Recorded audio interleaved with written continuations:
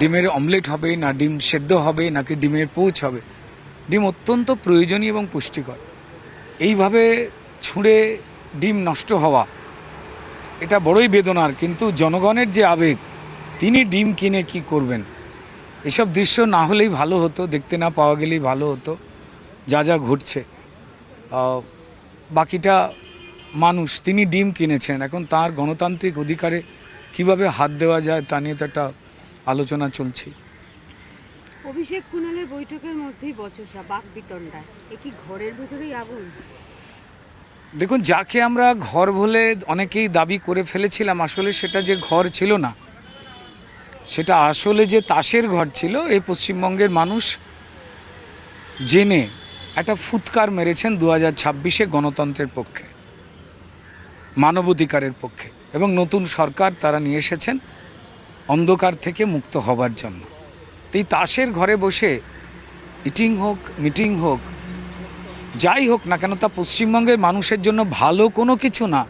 হয়তো কোনো ব্যক্তি মানুষের জন্য কিছু সময়ের মনোকাঙ্ক্ষা পূরণ হতে পারে, তা পশ্চিমবঙ্গের মানুষ আগেও জানতেন, পরে আরও বেশি করে দেখতে পাচ্ছেন। তাই তৃণমূলের লোকজন তারা কিভাবে সময় কাটাবেন, এটা তাদের ইচ্ছা। এ বিষয়ে আমাদের কিছু বলবার নেই। এইটুকু চাই যে তারা সুস্থ এবং স্বাভাবিক জীবনযাত্রা এবং মননে ফিরে আসুন।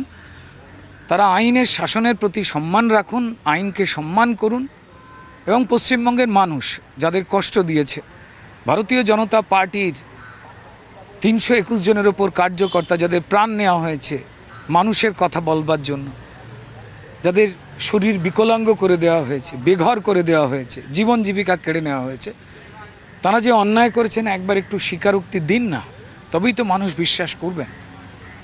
দিল্লিতে বিক্ষুব্ধ তৃণমূল শিবিরের বৈঠক, কাকলিকে সরিয়ে এবার নেতা কি সুদীপ, কি মনে হচ্ছে? দেখুন, এরা কি করতে চাইতেন আগে নিজেরাও জানতেন না, লুট ছাড়া। একটা বিষয়ে সকলে একমত ছিলেন, এবং বর্তমানে তারা কি করতে চাইছেন এটা তাদের আভ্যন্তরীণ এবং ব্যক্তিগত ব্যাপার। তাদের মধ্যে গোয়াজুইগ লাইক চেয়ার খেলা হতেও পারে, তারা নিজেরা খেলছেন, এটা সম্পূর্ণ অন্য দলের ব্যাপার। সেই বিষয়ে মতামত প্রকাশ করা ঠিক হবে না। তারা সুস্থ হন, সহজ হন, স্বাভাবিক হন, আইনের পক্ষে হন, গণতন্ত্রের পক্ষে হন, এবং পশ্চিমবঙ্গের মানুষের পক্ষে হন, এইটুকুই আশা করব। সুদীপ অমিত শাহর কথা, আর এদিকে নয়না মমতার সঙ্গে দলের মধ্যে একই করলো।